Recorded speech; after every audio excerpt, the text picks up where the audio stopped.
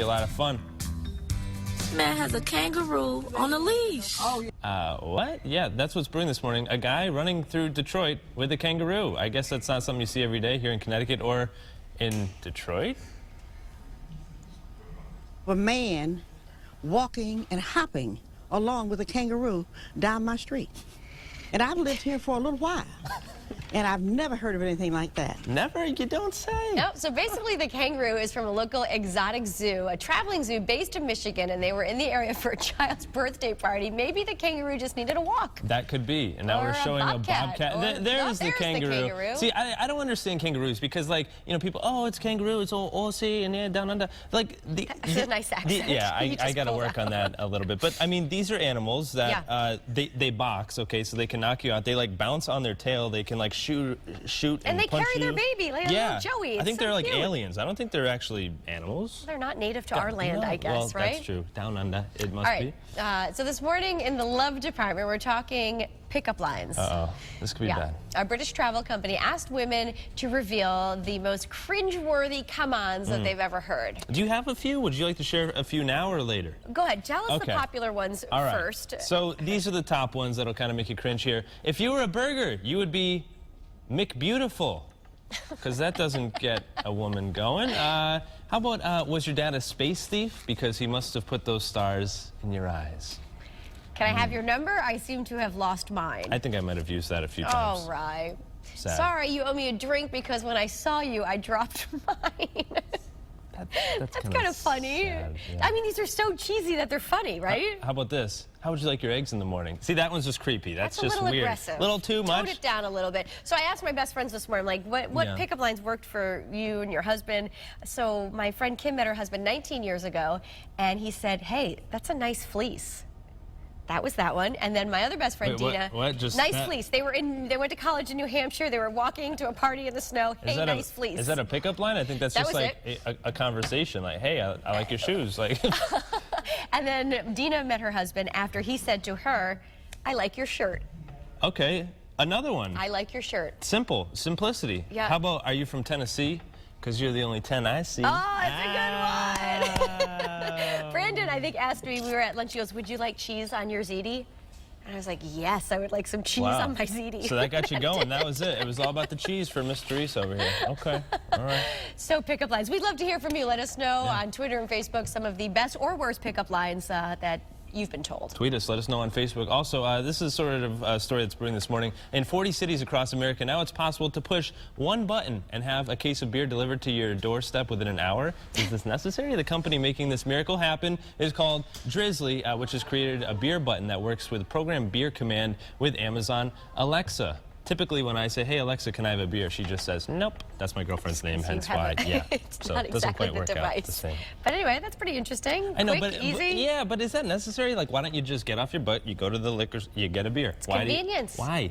You're like the Amazon Prime queen, so I love guess it. And you're a fan. we just started with the buttons, like you press the button and the detergent comes automatically the next day. It's What? pretty cool. Yeah, you can have these buttons around your house, garbage bags or detergent or items that you use a lot. You're like next level. I got to start taking life tips from you, life hacks here.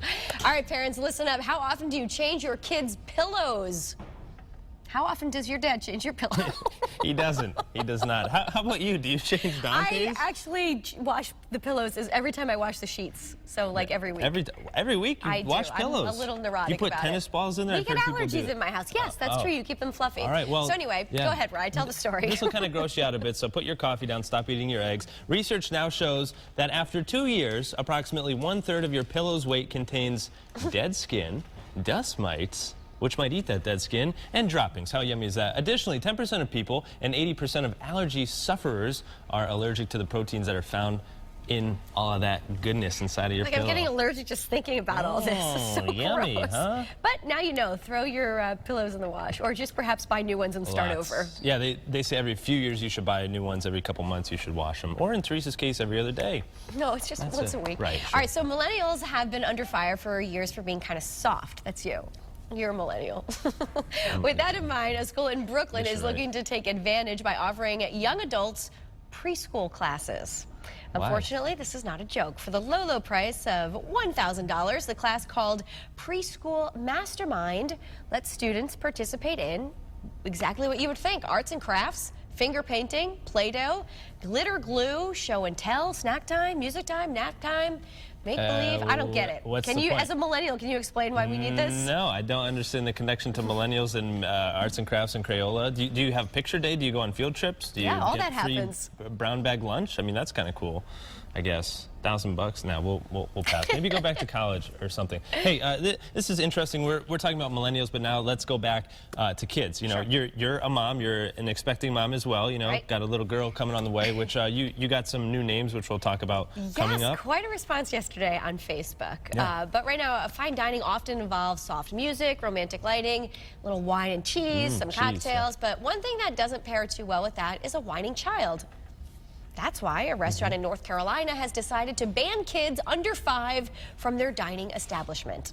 Caruso's, an Italian restaurant, they're facing a lot of backlash on social media with the new rule. However, others are accepting it as a part of the policy. I agree with him. Kids are supposed to be quiet, not heard. That's right. They're not supposed to be heard anywhere. Like the Godfather. Oh, didn't work too well, did it? Lay off the cigarettes. Can I get a water over here? Jeez, how does that guy talk like that? I mean, I have a toddler at home, and I'm all for that. If I want to go out for dinner and I arrange a babysitter, I don't want to hear your screaming baby. Whoa, so should there be I'm okay with restaurants that are like no-kid restaurants? Absolutely, Should and you if just set it the line? offends you, don't go there. Oh, Bring your kid remix. someplace Okay. that is kid-friendly. Well, what do you do? I mean, I know Dante's like an angel child, but what do you do? He does behave in restaurants, but But we leave. If hypothetically, he starts causing a scene, you you do. get the food to go. A That's ruckus. what happens. Yes, Okay. it happens to everyone. Good you just parent pick up the food and over here. leave. Hey, speaking of food.